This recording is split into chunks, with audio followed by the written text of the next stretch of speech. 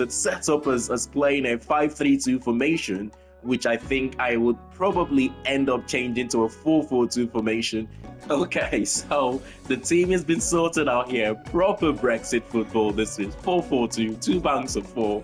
And we've got our first departure here. It looks like it is Christian Dennis. It's actually Kieran Morris heading to Amiens for £400,000. It's a little bit slow, but he's got the pace and the finishing as well. Here is the cheeky chip for us then. Some mother get in. The confidence of the young man.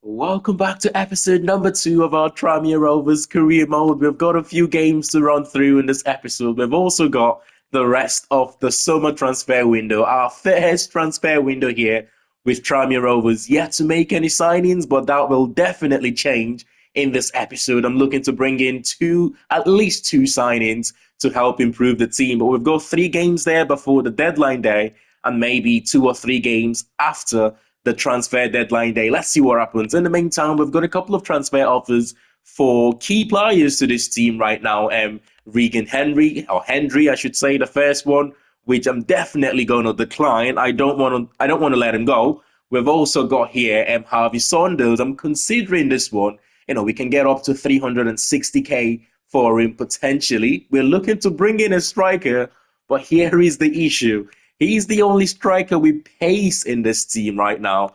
The only striker that we have got that have got real pace in this team. The rest of them, Sam Taylor is not too bad with 69 pace there. Davison is slow. Saunders is the only real pace that we've got in the team. Of course, Jennings. We've also got Solomon, who we're trying to either sell or send out on loan. So I might keep Saunders because he gives us that pace.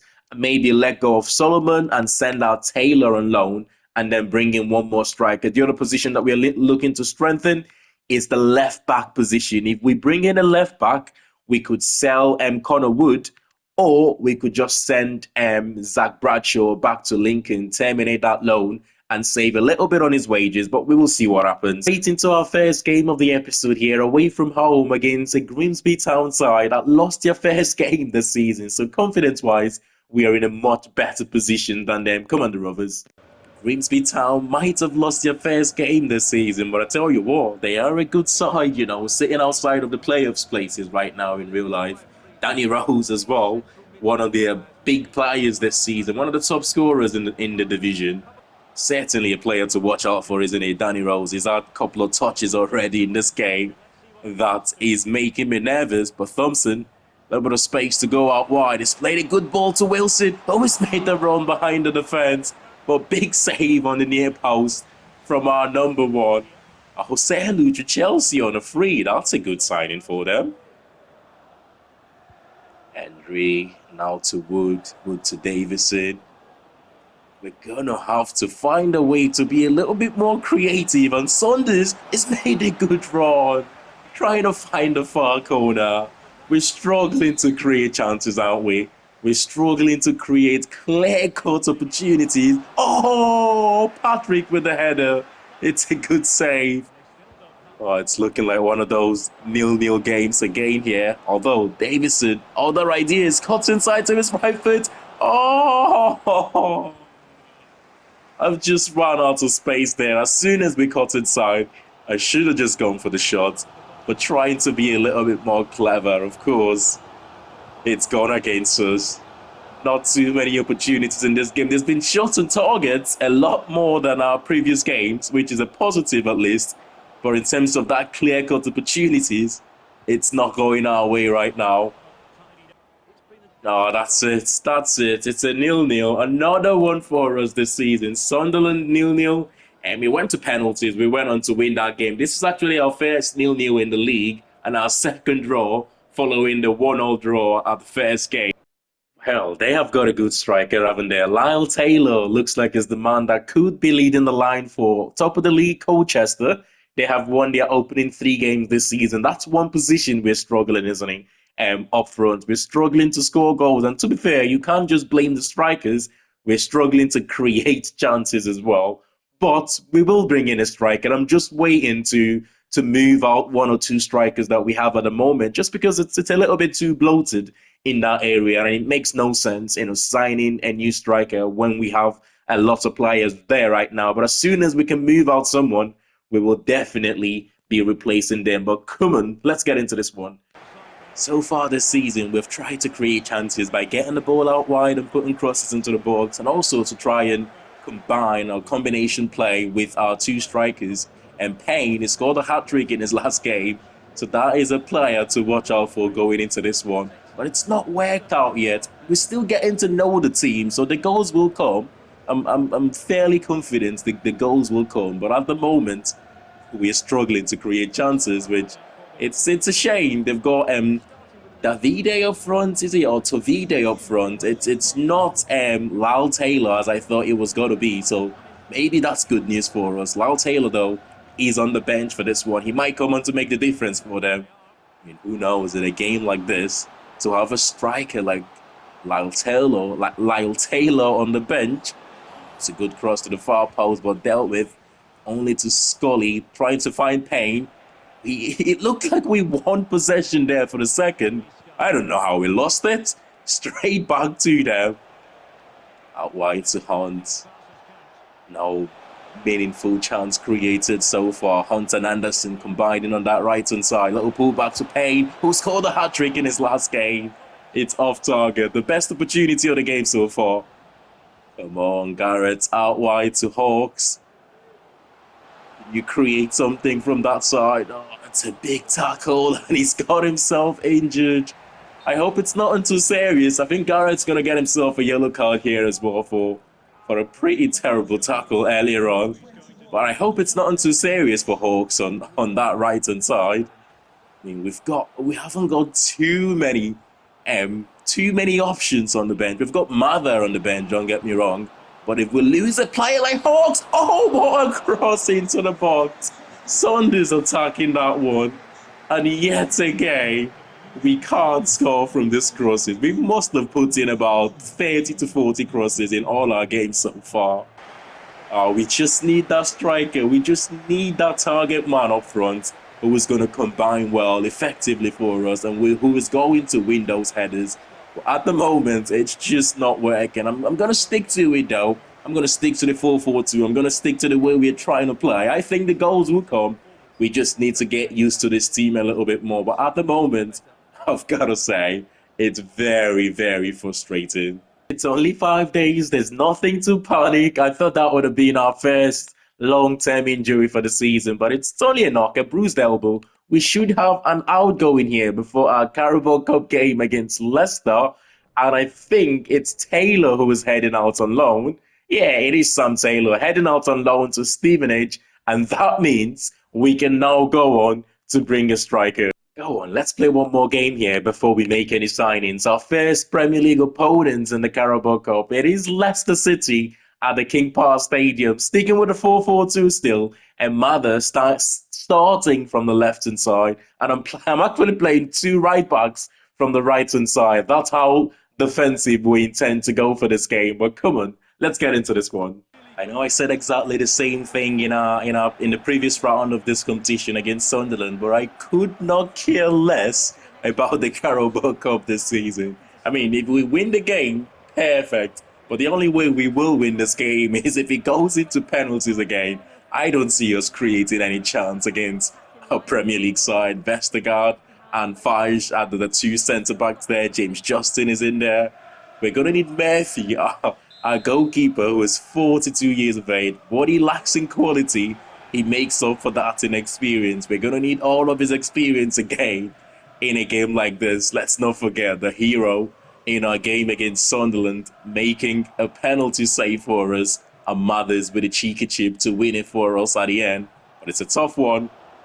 If this goes to penalties again, we might have just used up all our luck in the first leg. What a chance! And Fatawu, there's nothing clever about it. It was a cross into the box that we couldn't deal with. And all of a sudden, it fell to Fatawu. He should be scoring that one, to be honest. A player with so much quality, the winger who Leicester signed from Was it a loan to buy from Sporting Lisbon, I want to say, in their championship season? Mikel Antonio has been a handful so far in this game. Mavididi. Come on, we need pace. We need pace. Can we get support here? Saunders is knackered. We're going to have to take him off. But cross. Oh, it's been defended well. Oh, we lack pace out wide from that right-hand side in this game. Saunders having to go out wide there to be able to put a cross in the box. But this one is yet again going to penalties. Where is he going to go? The koi ball! Oh, bottom left-hand corner. And he makes the save again. Let's go. Yes, top right-hand corner. Jennings, what a penalty, by the way. Hitting the post there and going in. I thought he was going to go straight down the middle. I tell you what, when you come up against the AI on this penalty shootout, if you don't move for any of the penalties, you're bound to save one of them going straight down the middle, especially with a little cheeky cheapers. Whoa, gets the right direction this time, but just couldn't get to it quicker. Samada, who won us the penalty shootout against Sunderland, he steps up, top right-hand corner. In you go. Easy as you like, and Murphy makes another save. I said, what he lacks in ability, what he lacks in quality, he makes up for that inexperience. Our 42 years of age, second choice goalkeeper. Once again, he's going to be a hero in the Carabao Cup penalty shootout. We might just grind our way through going far in this competition. I did not expect us to win this one. But then again, 0-0 have been a regular occurrence this season. So who knows? How long can we carry this going for? Chelsea signing more wingers. Zaccanini there for about £42 million. What a surprise. The squad building of the AI is so bad, It's something that needs to be fixed. How many wingers have Chelsea got? And they're still looking to bring in more wingers. But then again, in real life, there are rumors going on, linked with Garnacho and a few other wingers that they have been linked with, which is also a surprise. But we have not started too well this season. Yes, we are unbeaten, but we've only scored one goal in our opening 3 games. Defensively, it doesn't look like anyone will score against us right now. But going forward, we've got to improve. MK Dons, Bradford, maximum points for both teams. Notts County, Colchester, Swindon Town, Wimbledon, Salford, and Gillingham completing the rest of the top 8 there. But let's go on to make some signings then. We want to, of course, bring in a striker. That is the priority position for us to try and strengthen the season. Taylor Allen, by the way, 64 rated and just £500,000. Whoever signs him will be getting a decent player there. It's not realistic for us at this stage, playing for Warsaw, a team that are better than us. And defensively, we are okay. So a centre-back is not a position that we need right now, but certainly one to watch out for. All these players here, by the way, our scouts have brought back to us. And these are the players that they think fits into the criteria that we're looking for this season. A lot of left-backs there, which we will come to shortly. But at the moment, a few strikers here, some of them on loan, the likes of Kyle Hodlin, which, he would have been the preferred option for me. 6'9", 24 years of age. He's okay on the ball. His ball control is decent as well. 63 ball control he's got there. He would have just been the ideal signing for us. But he's on loan already at Newport County, which is a shame. But we've got a few more strikers here who are quite decent. And to be honest, there's one player that I'm particularly interested in. We're not worried about the pace, by the way. We've got Saunders who offers us that pace. What I'm looking for is someone whose hold-up play is decent. The ball control is good. 59 ball control is not bad. His passing as well, in terms of 56 long passing and 59 short passing, is probably the best option that we have got here.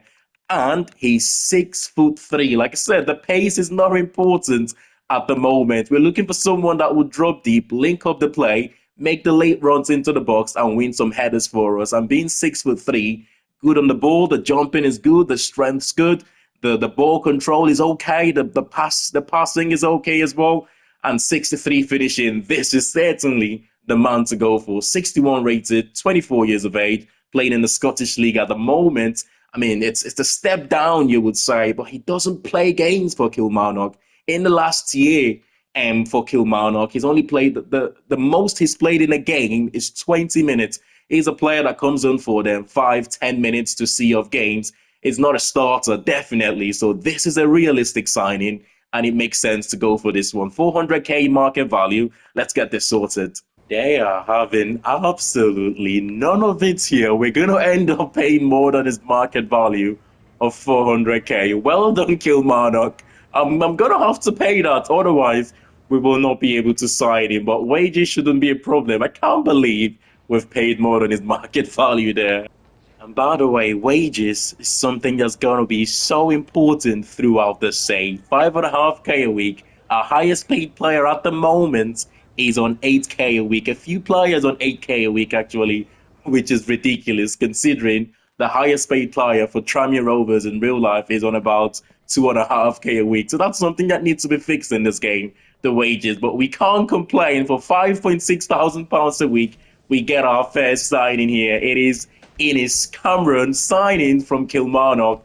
I think he's going to make a difference to this team. We've actually got someone now who can win those headers, those crosses that we've been putting into the box all season with no one getting to the end of it. We have got a 6'3" striker here who takes the number 9 shirts. Decent signing for us. I hope he makes the difference moving forward. And in terms of left backs, you know what? I've thought about it a little bit, given the options that we have got available, provided by the scouts, of course. I don't think there's anyone that is, better than what we have at the moment. We've got Woods, and of course, we have got Zach Bradshaw, who's on loan from Lincoln. And we've also got O'Connor, who have played there for us at times. I don't think there's anything better than what we have at the moment. So, for that reason, I will ignore the left back for now. I mean, the scouts are still coming back with more players, which means we will revisit this in the January transfer window. And at the same time, don't forget, we've got the Youth Academy scouts looking for potential left back for us. So we could fill that area with a Youth Academy player. Otherwise, we will revisit that in the next transfer window, which is a shame, to be honest. I would have loved to strengthen that position, but it's not going to happen this summer. Our next game is Fleetwood. We're away from home. I will sort out the starting 11 here quickly, and we can go into that one. We fought out of our opening 5 games ending 0-0 draws. You can just imagine so much pressure on the shoulders of the new signing here, Innis Cameron, who starts this game, our number 9. But you can feel it, so much pressure. I mean, imagine joining a new team they've only scored 1 goal in their opening 5 games, and all of a sudden you have to be the man that everyone relies on to score the goals. Everyone relies on to be that vocal point for the team. A lot of pressure on him, but I do think it's a pressure that he can manage this. He can do it. I've got to believe he can do it. Otherwise, what hope have we got? I've got to believe. If I don't, who else will believe for us? Fleetwood Town have been the better team in this opening 34 minutes. For the first time here, though, Cameron has done well. Oh, I thought he was gonna win a penalty there. He goes for the near post. It looks like it's a corner. He's making a difference already. His hold-up play has been, by the way, absolutely fantastic. So much better than Connor Jennings in doing that job, or any other strikers that have done the job for us previously. That is a big opportunity. Out wide, Fleetwood Town back to Broom in the middle. He finds the Irish striker there, I believe. Oh, Graydon! Oh, he's not going to deep in! No! I thought for a second that was going to dip into the net. It's a corner to deal with just before the end of the first half. Oh, we don't deal with it quite well. Not much on this shot, though. We can get that one cleared easily. And once again, we're going into the break 0-0. It's so frustrating right now. But like I said, I've got to believe it will get better for us. I've got to. It's Gareth, the only player who carries the ball quite well for us in this team. He's a fantastic ball carrier. And that centre midfield position suits him a lot more, Come on, we can't concede now. The cross block, so that is good, but not cleared. We still got defending to do. The low-driven shot is well defended, but Cameron has got space to run here. He's pretty much run out of ran out of everything on the tag, but he gets the ball back from Patrick. Oh, he cuts inside. It is Cameron for the win. He's done it. I said we have got to believe, and he's been by far the best player on the pitch today. And he's only just got what I think he deserved in this game. A goal to his name. Oh my God, can you believe it? What a signing already. I said we have to believe, because if we don't, who is going to do it for us? It's gonna get better. It's really gonna get better. But you can see straight away one signing into the team is making the difference in terms of getting the goals for us, in terms of that hold-up play. Someone who can drive with the ball as well. He's got the strength to do so. Well, fantastic victory for us for this one. We're moving to the next one. Yeah, I think this one would be a quiet transfer deadline day, unless something crazy comes up that we cannot afford to say no to. Otherwise, the plan is to keep all our players and don't make any other signings. One of the reasons I've almost sort of felt comfortable with only making one signing is I've accepted the fact that we're not that good of a team. Defensively, we're great, but going forward, and we might not be able to do enough to get promoted this season. I've accepted the fact that we could be a League Two team again next season. Some of the top deals, anyway. You've got Hetao going there, Pepe joining Roma for £30 million. You have got Frankie de Jong to Arsenal for almost £80 million, Kukureya to PSG, and you've got Boubacar Kamara joining Barcelona from Aston Villa. But final hour here, no offers for any of our players, which is good news, and that meant we didn't have to make any of the big decisions. But we've got a couple of games to play. I think we should have our first month youth academy scout report, yeah, after our next two games on the 9th of September. That I think that's when we send the scouts out. So on the 9th of every month, we will get an update from the youth scout. But I'll just play the next two games, Northampton, and we will play the game against Bromley Town there, or Bromley Football Club. Honestly, though, if we are to have a chance of winning a trophy this season, it's got to be this one, the EFL trophy, or as it's called these days, the BSM trophy, the Bristol Street Motors trophy. We've got Birmingham City, who are by far the best team in League One this season, and Northampton, who of course we're facing in the same group as us. But we're gonna take this trophy seriously. It's one more game that's not needed, but we will take the trophy seriously. I think for the confidence of the team, to win a trophy this season would be nice, and this is the only one that we have got chances to go on and win. The Carabao Cup, the FA Cup, that's too much for us right now. Too much going in this game. It looks like it's gonna be another one of those nil-nils, which I'll happily take a point. It just means, though, Birmingham would be so tough for us. Although, one more chance here. Henry to Jennings. Jennings! Get in! The last kick of the game. The experienced Conor Jennings. He steps up. And what a finish. Bottom right-hand corner. And that should seal it. Yeah, that's it. We get all 3 points in our first game of the EFL trophy. The game, honestly, we have had a lot of nil-nils so far this season, but this is by far the most boring game. I don't think any of the team had a shot in this game until that moment. But what a fantastic victory. I'll take it. Straight into the final game of today's episode then against Bromley Town. It's a home game for us at Prenton Park, which is good.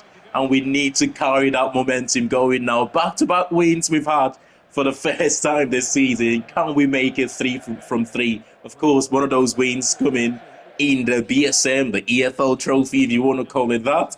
We need to follow that up. Olufella Olomola are up front for them. He's been injured pretty much all season for Bromley this season, hasn't he? He did have a fantastic season, though, the season before for them. He can be a handful, so certainly a player to watch out for this game. I mean, Bromley are a dangerous side, by the way. They keep the ball quite well. They frustrate you on possession. Oh, no, no, no, no, no, no. Just rushed out to try and win the ball there with our skipper, I believe, Davis, but just didn't read the danger quite well. And when they go through one-on-one on any difficulty, let alone ultimate difficulty, they just don't miss. I just read it so bad there with Davis, man. I think for the first time this season, we have. Wait a second. For the first time this season, we have conceded the first goal. So this would show us a different side of this team. You know, as we progress through the season, we've got to see what the team is all about. Oh no, he's going, he's keep going, come running. Oh, Saunders just couldn't get there in time to tap it in. Are we a team that's are we a team that can step up when we're in a little bit of trouble? Or are we a team that once things start going bad, oh, all heads just go down? It looks like we are a team that can turn things around. And it's Cameron with the assist and Saunders with the finish. Oh, that's it. It's finished 1-0. One of the things that I was impressed in this game is that we could get our two strikers combining to get that equalizer. But anyway, smash a like on the video if you have enjoyed this one. Our second episode, we will end the episode in mid-table. I believe about 9th or 10th in the league. But I'll see you all in the next one. Thanks for watching, and bye for now.